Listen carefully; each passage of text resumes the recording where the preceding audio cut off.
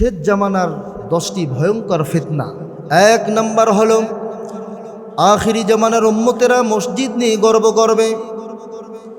তারা মসজিদগুলোকে খুব সুন্দর করে বানাবেন, কিন্তু মসজিদগুলোতে ঢুকলে দেখা যাবে মসজিদের যতগুলো মুসল্লি আসবে, মসজিদের মুসল্লিগুলোর মধ্যে দেখা যাবে হালালখোর কম হবে, হারামখোর বেশি হবে। মসজিদগুলোতে যখন ঢুকবো, ঢোকার পরে দেখব যতগুলো মুসল্লি আসবে, মুসল্লিগুলোর মধ্যে দেখা যাবে হালালখোরের সংখ্যাই কম, হারামখোরের সংখ্যাই বেশি। আল্লাহর নবী আরো বলেন, ওই মসজিদগুলোর যতগুলো কমিটি থাকবে, সভাপতি, সেক্রেটারি, মুতাওয়াল্লি থাকবে, মসজিদের মধ্যে যতগুলো কমিটি থাকবে, কমিটিগুলোর মধ্যে হালালখোরের সংখ্যাই কম, হারামখোরের সংখ্যাই বেশি। 2 নম্বর ফিতনা হলো বেপর্দা মারাত্মক আকারে বেড়ে যাবে। নারীরা পর্দা ছেড়ে দেবে। আপনারা বলুন তো, নারীদের এই পর্দার বিধানটা মোল্লার না আল্লাহর? আল্লাহর বিধান। কার বিধান? আল্লাহর বিধান। নারীদের যে পর্দা করতে হবে, এই বিধানটা কার? আল্লাহর বিধান। আল্লাহ তাআলা বলেছেন সূরাতুল আহজাবের মধ্যে, ওয়াকরনা ফি বুয়ুতিকুন্না ওয়ালা তাবাররাজনা তাবাররুজাল জাহিলিয়াতিল উলা। আল্লাহ তাআলা বলেছেন, হে মেয়েরা, হে মহিলারা, হে মা জাতিরা, তোমরা কখনো জাহিলি যুগের নারীদের মতো বেপর্দা হয়ে চলাফেরা করে রাস্তাঘাটে আসো না। আজকে যারা বেপর্দা হয়ে রাস্তাঘাটে চলাফেরা করবে, বুঝতে হবে তারা জাহিলি যুগের মেয়েদের মতো চলাফেরা করতেছে। আর জাহিলি যুগের মেয়েদের মতো যারা চলাফেরা করবে, তারা অবশ্যই বিনা হিসেবে তারা জাহান্নামী। তারা কি? তারা হলো জাহান্নামী। তাহলে বুঝলাম শেষ জামানার ভয়ঙ্কর 10টি ফিতনার মধ্যে 2 নম্বর হলো বিপর্দা হয়ে নারীরা চলাফেরা করবে। 3 নম্বর হলো নাচ গান আর বাদ্যযন্ত্রকে মানুষ ব্যাপকভাবে গ্রহণ করবে। নাচ গান, ড্যান্সের সাউন্ড বলুন তো সমাজের মধ্যে কম না বেশি? অনেক বেশি। আজকে সমাজের মধ্যে দেখা যায় যেভাবে গান বাজনা ড্যান্স যেভাবে মারাত্মকভাবে বেড়ে যাচ্ছে, তার মানে বোঝা যাচ্ছে শেষ জামানা খুব কাছে চলে এসেছে। কথা বলেন ঠিক কিনা? শেষ জামানা খুবই কাছে চলে এসেছে। এমনকি আল্লাহর নবী আরো বলেন, শেষ জামানার উম্মতেরা তারা লজ্জা স্থানকে তারা বৈধ মনে করবে, অবৈধভাবে তারা জেনা করবে।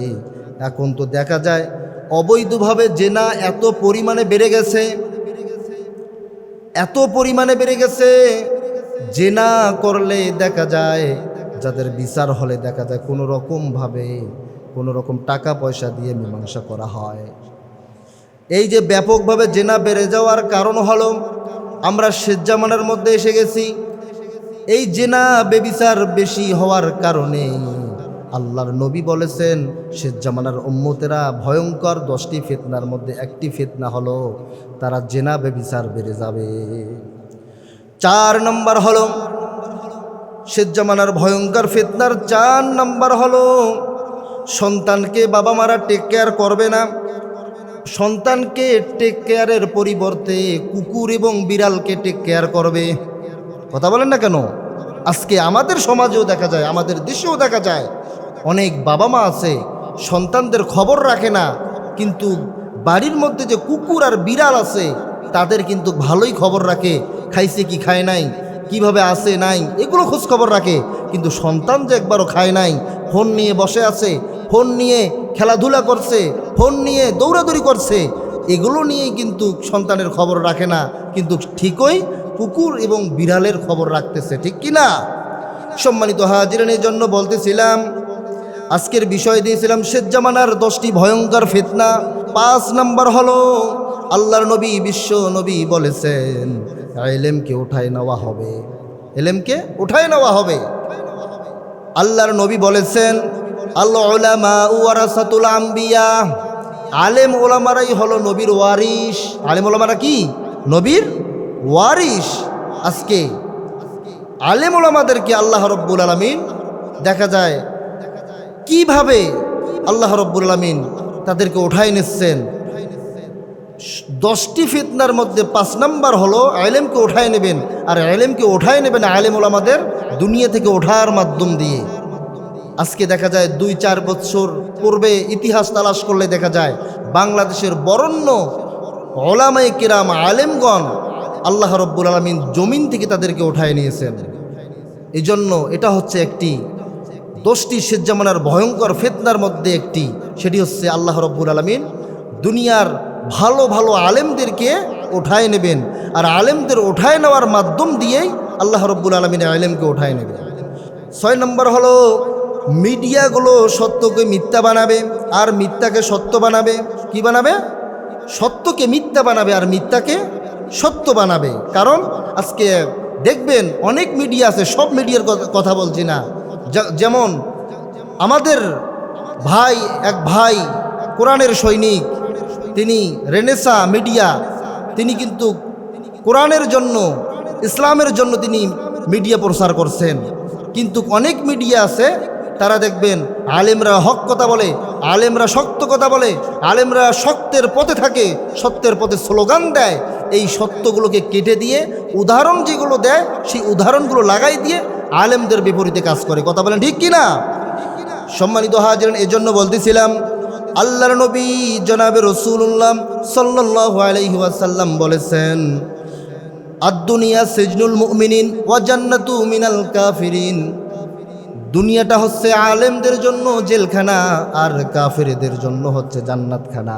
দেখবেন মিডিয়ার মাধ্যমে যে কথাটি বললাম, সত্যকে মিথ্যা বানায় আর মিথ্যাকে সত্য বানায়, তার বাস্তব প্রমাণ হলো দেখবেন আলেমরা আজকে হক কথা বলে, আলেমরা আজকে সত্য কথা বলে, আলেমরা আজকে হকের পথে দাওয়াত দেয়। এই কারণে এক প্রকারের এক শ্রেণীর লোকের গায়ে লাগে, গায়ে লাগার কারণে তাদেরকে ধরে ধরে জেলখানার মধ্যে আবদ্ধ করে। কথা বলেন ঠিক কিনা? এই আলেমদেরকে সত্য কথা বলার কারণে জেলখানায় নেয়, সেগুলো মিডিয়ায় দেখায় না। কিন্তু দেখবেন আবার দুনিয়ার মধ্যে যারা চোর, যারা ডাকাত, যারা গুন্ডা মাস্তান, তারা দেখবেন জেলখানার বাইরে বাড়ায়, জেলখানার বাইরে তারা জান্নাতের মতো ঘুরে বেড়ায়, তারা যা চায় তাই করে। কথা বলেন ঠিক কিনা? 7 নম্বর হলো অন্যায় দিকে অন্যায়ের প্রতিবাদ যারা করে না, জুলুম দিকে জুলুমের প্রতিবাদ যারা করে না। আজকে দেখবেন অনেক মানুষ আছে, হাজি সাহেব, গাজী সাহেব, তারা 5 ওয়াক্ত নামাজ পড়ে, রোজা করে, হজ করে, যাকাত দেয়, ভালো ভালো কথা বলে, কিন্তু সমাজের ছেলেরা যখন খারাপ কাজ করে তখন তারা দেখেও না দেখার ভান করে। কথা বলে ঠিক কিনা?